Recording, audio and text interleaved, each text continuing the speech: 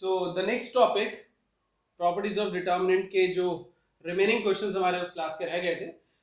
In the last video we have discuss question number 1 to 5 of 4.2 exercise properties of determinant, और मैंने आपको ये भी बताया था उस एक्सरसाइज के question number 6 and question number 7 these two question you have to try yourself, जो क्योंकि वो सभी क्वेश्चन फर्स्ट टू 5 क्वेश्चन के ऊपर बेस्ड थे.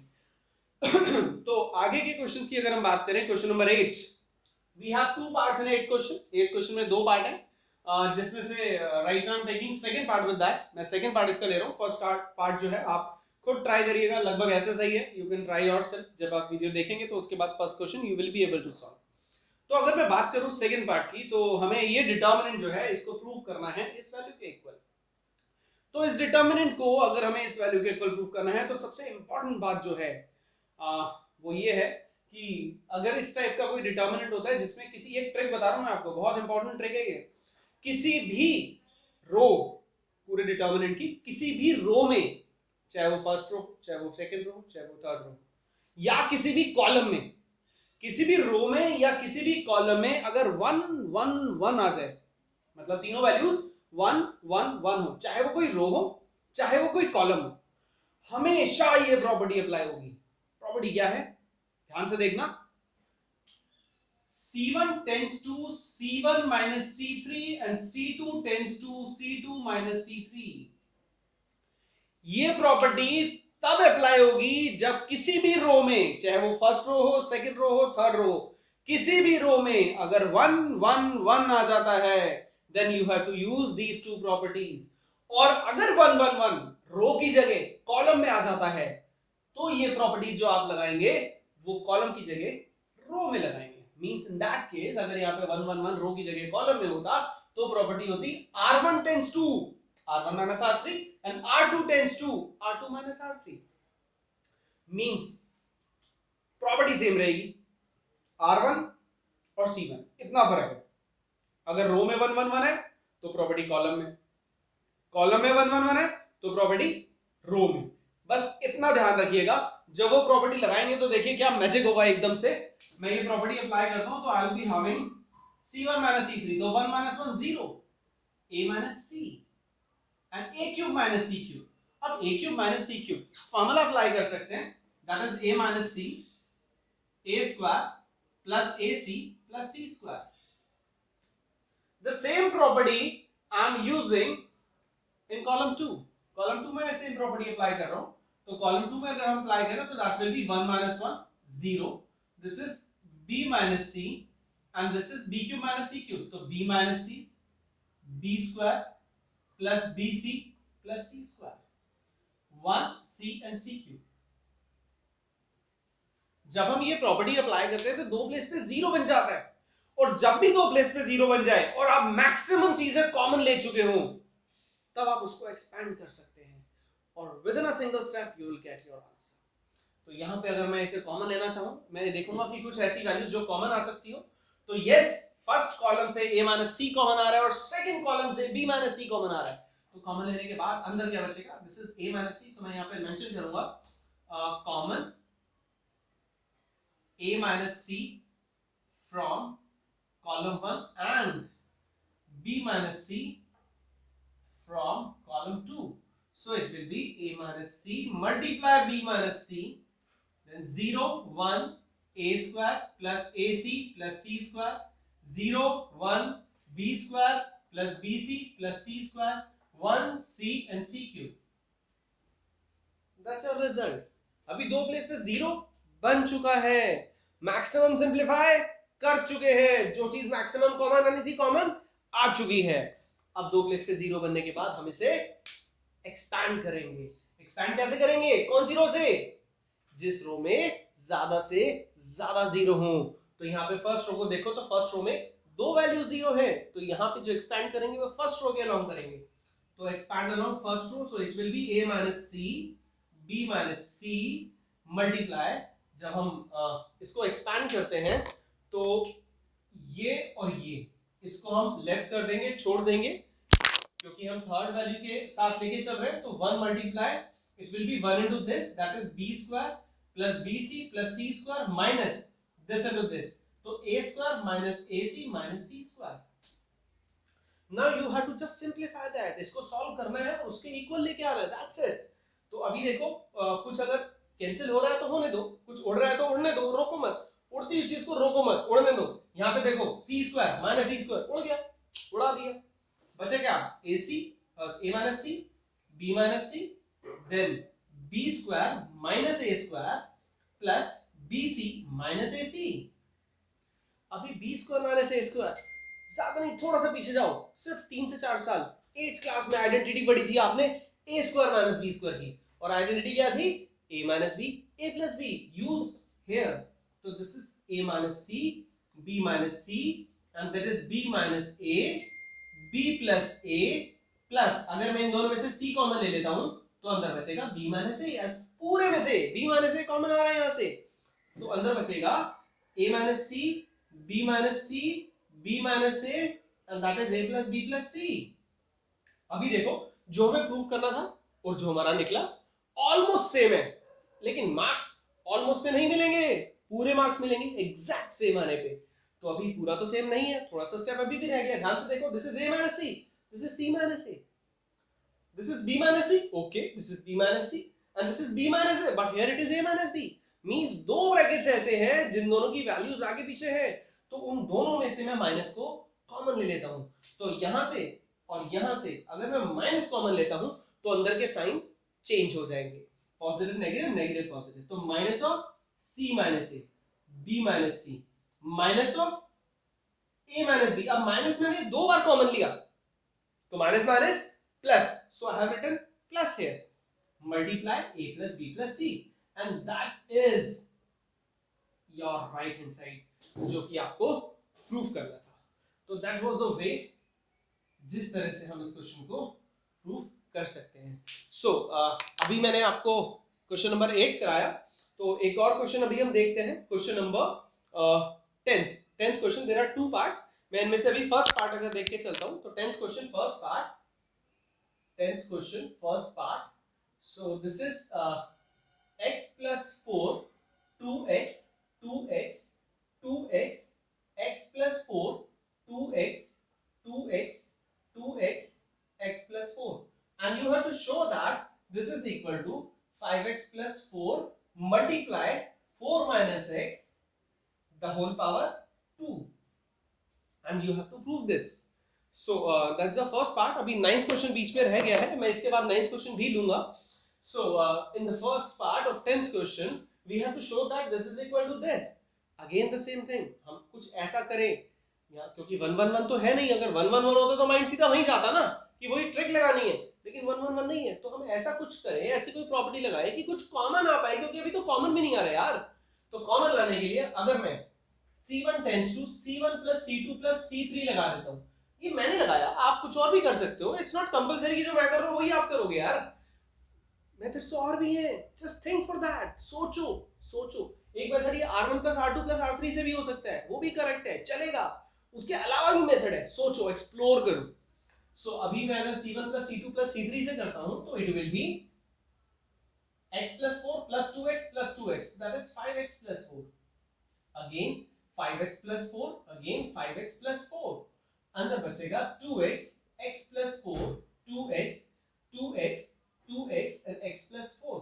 अभी आप देखो कॉलम 1 में से 5x plus 4 कॉमन आ रहा है, तो column 1 tends to 1 by 5x plus 4 times of column 1। Common लेने के लिए हम इसी प्रॉपर्टी को यूज करते हैं, तो that will be 1 1 1 2x x plus 4 2x 2x 2x x plus 4। मैंने आपको बताया था कभी भी 1 1 1 आ जाता है रो में या कॉलम में तो वही ट्रिक अप्लाई करनी है जो भी थोड़ी देर पहले आपको बताई थी। तो यहाँ 1 1 1 आ रहा है, बट यहाँ पे आ रहा है कॉलम में, तो ट्रिक कौन से में अप्लाई करेंगे, रो में, और वो ट्रिक क्या थी, r1 tends to r1 minus r3, r2 tends to r2 minus r3। अगर ये प्रॉपर्टी मैं यहाँ पे अप्लाई करता हूं तो रिजल्ट क्या आने वाला है देखते हैं, 5x plus 4 multiply determinant 1 minus 1 0, 2x minus 2x 0, 2x minus x minus 4, this is x minus 4, 1 minus 1 0, x plus 4 minus 2x, this is 4 minus x, 2x minus x minus 4, this is x minus 4, and this is 1 2x and x plus 4. Now अभी चाहे तो आप first row को consider करो और चाहे आप first column को कंसीडर करो, that's totally depend on you कि आप क्या करना चाहते हैं, आंसर दोनों से निकलेगा. सो इफ आई से मैं इसे एक्सपैंड करता हूं कॉलम 1 से, expand along column 1, expand along column 1, so it will be 5x plus 4 multiply this and this minus this and this, so 0 minus 4 minus x multiply x minus 4. now the minus is that इस minus को मैं इस bracket में multiply करता हूं, तो 5x plus 4 multiply 4 minus x multiply 4 minus x. So the final result is 5x plus 4 multiply 4 minus x the whole square, and that is your right hand side. So that was the way how we can solve these type of questions. So now next two questions are there, question number 9 and question number 11 first part. ये दो question मैं अब start करने वाला हूं, जिसमें से पहले मैं 9th क्वेश्चन लूंगा. 9th क्वेश्चन में we have to show that this determinant is equal to this value. अब इस डिटर्मिनेंट को इस वैल्यू के इक्वल हमें प्रूफ करना है. तो अगर इस डिटर्मिनेंट को इस वैल्यू के इक्वल प्रूफ करना है तो सबसे पहले तो ये देखो कि मैं ऐसा क्या करूं कि ये वैल्यू आनी स्टार्ट हो जाए. तो माइंड में सबसे पहला जो स्टेप आता है वो यही होता है कि मैं ऐसी कौन सी प्रॉपर्टी अप्लाई करूं, मैं ऐसी कौन सी प्रॉपर्टी अप्लाई करूं कि जो बाहर दिख रहा है वो मैं कॉमन ले पाऊं. यहां पे जो बाहर दिख रहा है वो है x minus y, y minus z, z minus x. तो इस x minus y को बाहर कॉमन लेने के लिए अगर मैं प्रॉपर्टी अप्लाई करता हूं तो मैं करूंगा first row minus second row. अगर फर्स्ट रो में से सेकंड रो को सबट्रैक्ट किया जाए तो it will be r1 tends to r1 minus r2. तो रिजल्ट क्या रहेगा, x minus y, x square minus y square and yz minus zx. ये प्रॉपर्टी अगर मैं अप्लाई करता हूं तो रिजल्ट ऐसे आता है और अंदर बाकी बचेगा y, y square, zx, z, z square, xy. I hope ये स्टेप आपको क्लियर होगा और इसका बेनिफिट भी आपको समझ में आ गया होगा कि मैंने ये स्टेप क्यों किया है. a square minus b square, again सोचो कौन सी आइडेंटिटी लगेगी, a minus b, a plus b. जो आइडेंटिटी लगेगी वो है a minus b, a plus b. अगर मैं यहां अप्लाई करूं तो x minus y, x minus y, x plus y. यहां से अगर मैं माइनस z को कॉमन लेता हूं तो अंदर बचेगा x minus y. Similarly y, y square, zx, बाकी सब कुछ वैसे ही रहेगा, किसी में कोई चेंजेस नहीं है. अब आप देखिएगा फर्स्ट रो से x माइनस y कॉमन आ सकता है. अब यही सेम स्टेप मैं करने वाला हूं सेकंड रो के साथ. r2 tends to r2 minus r3, क्योंकि मुझे y माइनस z भी चाहिए यार. y माइनस z लाने के लिए r2 माइनस r3 करेंगे तो it will be 1 x plus y and minus z. क्यों, क्योंकि मैं x माइनस y तो ऑलरेडी कॉमन ले चुका हूं यार, वो थोड़ी लिख लेंगे अंदर. तो अंदर y माइनस z रहेगा, y square minus z square. तो मैं डायरेक्टली लिख रहा हूं y minus z multiply y plus z रहेगा, zx माइनस xy. तो अगर मैं माइनस x कॉमन लूं तो अंदर y माइनस z रहेगा. ऐसा करने से मैंने एक स्टेप बचा लिया, दैट्स इट. अब इस पूरे में से y माइनस z कॉमन आ सकता है. सो x minus y, y minus z, this is 1 1 z, x plus y, y plus z, z square minus z minus x, x y. दो चीजें हमारी कॉमन आ चुकी हैं. कौन कौन सी, x minus y, y minus z. अब मुझे चाहिए z माइनस x. अब ये z माइनस x कैसे आएगा हम ये देखते हैं. यहाँ पे z माइनस x लाने के लिए मैं कौन सी प्रॉपर्टी अप्लाई करूं, z माइनस x. तो z माइनस x लाने के लिए मैं रो 2 और रो 1 में प्रॉपर्टी अप्लाई कर सकता हूं.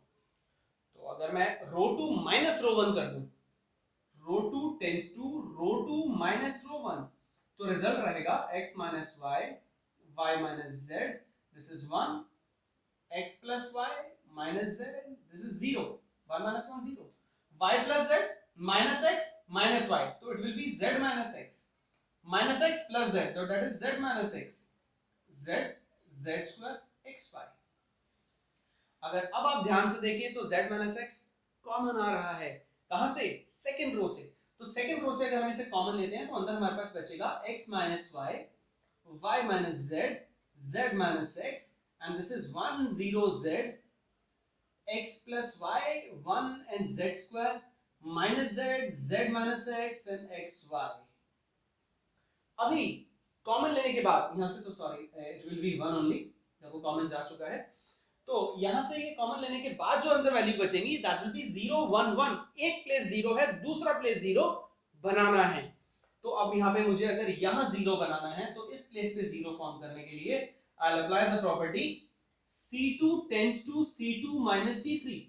C2 minus C3 से ये स्टेप 0 बन जाएगा, सो it will B x minus y, y minus z, z minus x multiply a determinant value, space is not there तो मैं उससे नेक्स्ट लाइन में ले रहा हूं, this is 1 0 z, this is x plus y plus z, this is 0 and this is z square, this is minus z 1 and xy.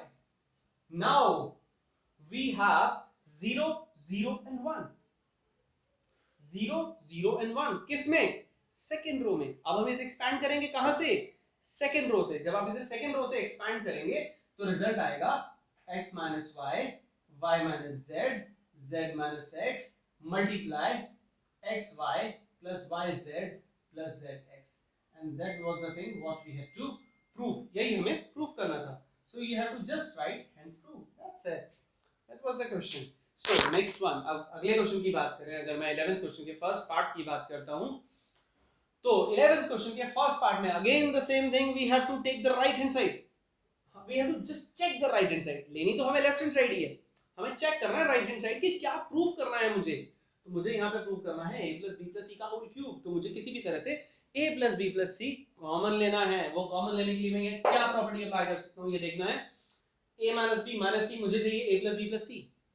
तो अगर मैं यहाँ row 1 tends to row 1 plus row 2 plus row 3 ये property अगर apply करता हूँ तो देखना क्या मैजिक होगा। अभी this will be a minus b minus c plus 2b plus 2c, similarly 2a plus b minus c minus a plus 2c, and third value is 2a plus 2b plus c minus a minus b, and the remaining values will be there same as it was there in the previous step. So this is 2c 2c c minus a minus b. Now just check it out, a minus b minus c plus 2b plus 2c, so it will be a plus b plus c. Similarly a plus b plus c, similarly a plus b plus c. So बाकी सभी चीजें same रहेगा, कोई changes नहीं आएगा। 2b b minus c minus a, 2b 2c 2c c minus a minus b. Now just check it out, अगर आप ध्यान से देखो तो a plus b plus c first row से कॉमन आ रहा है, तो फर्स्ट रो से कॉमन आ रहा है उसे कॉमन ले लो, तो अंदर बचेगा 1 1 1 और यहां आ जाएगा a plus b plus c. So the next step, अब 1 1 1 आ चुका है और 1 1 1 आने पे हम वो ट्रिक अप्लाई करेंगे जो मैंने आपको लास्ट क्वेश्चन में बताया था, and that was c1 minus c3 and c2 minus c3. तो c1 tends to, so I'm just writing it over here, I don't have space तो मैं थोड़ा सा स्पेस यहाँ मेंटेन कर रहा हूँ। c1 tends to c1 minus c3 and c2 tends to c2 minus c3. I have managed it here. So जब ये प्रॉपर्टी अप्लाई होगा तो it will be 1 minus 1 0, 2b minus 2b 0, 2c minus this, so this is a plus b plus c. 1 minus 1 0, b minus c minus a minus 2b, so that is minus of a plus b plus c. This is 2c minus this, that is a plus b plus c, and this is 1 2b and c minus a minus b. Now just check it out कि first column से as well as second column से a plus b plus c common आ रहा है, तो जब a plus b plus c को common लेंगे दो बार और ऑलरेडी एक बार पहले से होगा तो तीन वैल्यू मिला के that will be q. So this is 0 0 1 0 minus 1 1 1 2b and c minus a minus b. Now we have one row and one column जिसमें कि दो zeros बन रहे हैं, तो that's up to you whatever you want. अब चाहे रो 1 को लेके एक्सपैंड करिए चाहे कॉलम 1 को लेके एक्सपैंड करिए, आंसर तो सेम ही आ रहे हैं। When you will expand this, the resultant will be a plus b plus c whole cube, and that was your right hand side. यही तो प्रूफ करना था। That's it. तो दैट्स द वे कि हम इस टाइप के क्वेश्चंस को सॉल्व कर सकते हैं।